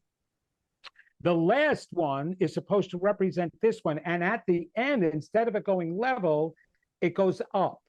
So the idea is that we're advancing, but the problem is we don't know how far up that means that these civilizations, whatever, prophets were of these other civilizations that knew all of this, but they were all major civilizations, and starting from Lemuria and Atlantis, whatever their real names were, that started incarnation down here on Earth, and now where we are right now.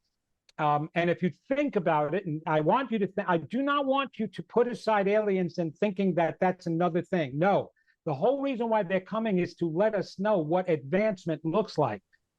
We have been here so long, we still have these bodies. These bodies are still affected by diseases and germs And one of the reasons why they've been here to help us is we're creating more diseases and germs faster than our body can compensate and heal itself. All right. But they have learned all of that. What you see in them, they don't eat food the way we eat food. That's why you always see them with small mouths, okay? Because they drink their nutrition so that it digests easier and they absorb it better. Their brains are this big, so their heads are this big. They become nocturnal so that they can also see during the day and at night. Why are we're how many years old? 11,000 years old for this particular body. Okay, 11,000 years old, and we can't still see at nighttime. And we spend a lot of time at night. Why didn't the body evolve to be able to create better vision at nighttime? No, instead we create goggles to be able to do it for us, right? Because our eyes can't. Well, they evolved enough during all those lifetimes. We were doing something, having fun here. They were doing everything to evolve. And they also tried to help hasten our evolvement. And so when we look at that and realize that we can push ourselves a little bit more to grow and accept this a little bit faster and open up more by believing more in ourselves and expanding our thoughts that way. But that's our goal, is to go there. Now, it's not definite that we will get that done in this lifetime. There is no definite as far as that. Not even the other side knows where we're going at this point. All we all know is where we're meant to go. We're meant to evolve. And maybe if we have some other teachers now, not just from this earth, because you got to remember something about every single teacher here who's written any wise book. It's still being filtered through a human mind. Even my work. I don't care how much Jesus is talking to me, God is talking to me, or God is talking to anyone. It still has to be filtered through their humanness. And that's how a lot of stuff goes off, but we don't have the right words to get us on the right track. And we always have different interpretations because it's still being filtered. Understand that. But when we have our own awakening, we'll know the truth when we hit into it, because it fills us completely and guides us from that point on.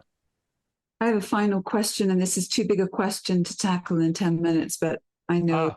Go ahead. Let's see if I can do it. Go ahead. I'm ready. All right. So you mentioned the ETs coming through to you. Yes. You said that they wanted to speak to you. They are deceased extraterrestrials. Yes, they are. Okay. And that they're here because they want to help, or they're wanting to speak to you because you're in the public eye and you can get the word out, and they're here to actually help. Right. So I've had the issue, the stumbling block for me is the ETs. I mean, I've taken on the past life that took me a while to get my head around in reincarnation, but I managed to get to digest that. But I still have an issue with ETs. What you're coming to me saying is that these are deceased ETs, because one of the things I never understood is ETs are out there. The Dolores Cannon literature is full of all of that. You know, they've seeded the earth.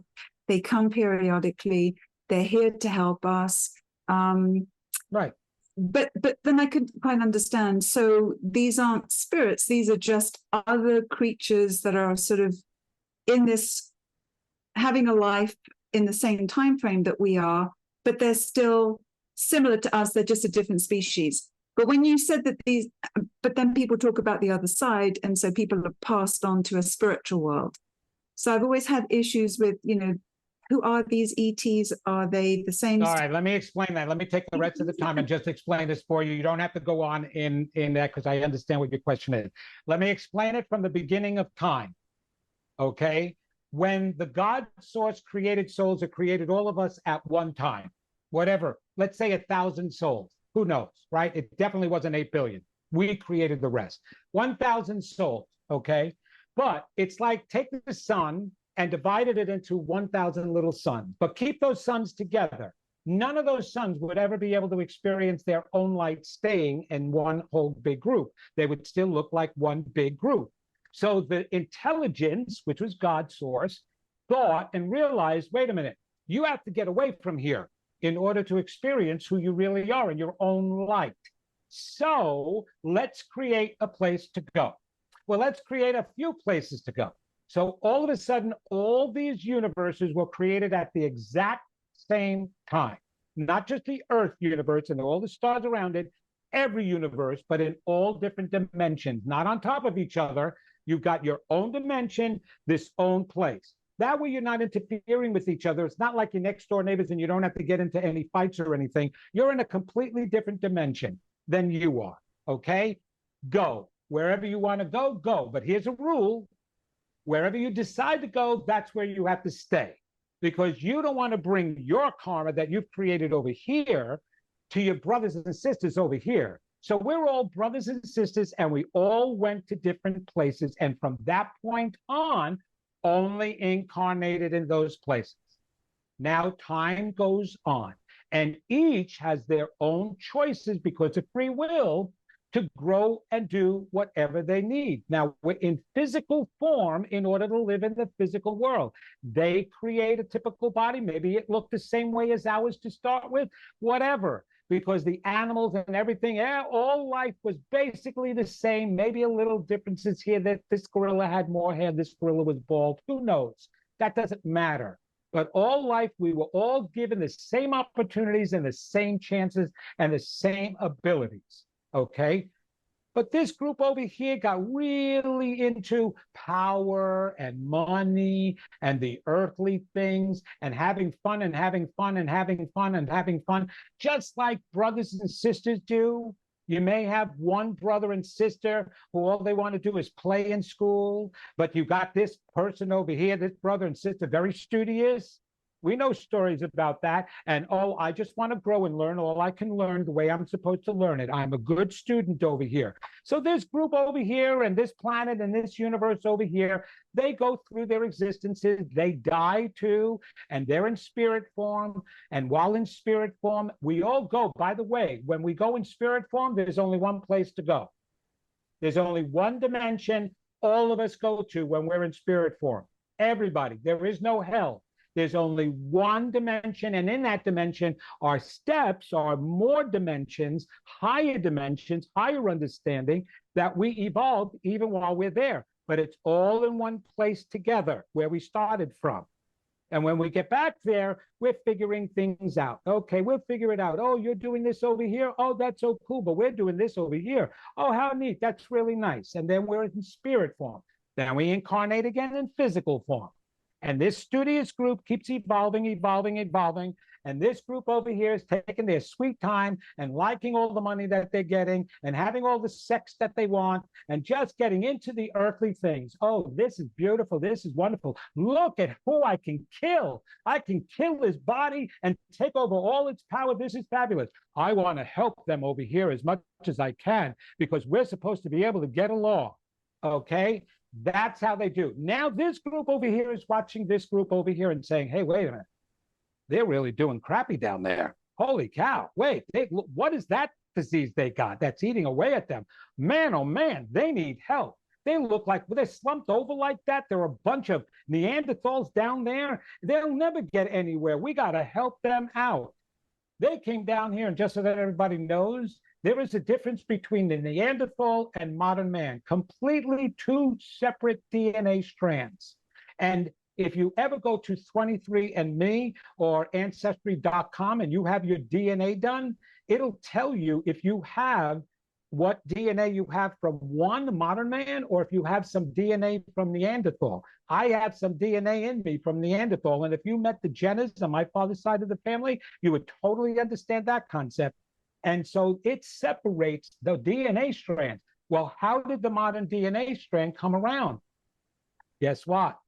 They took some of their DNA that was more advanced to help us advance and hasten our advancement. It has been proven by science that our DNA has been spliced.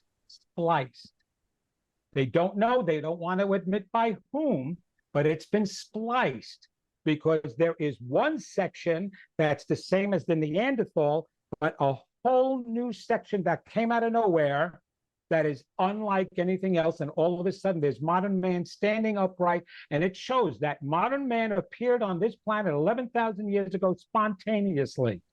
That's when we were spliced. So all of us are the same, but each one has a different evolvement. And even Albert Einstein knew that. He said, there is other life.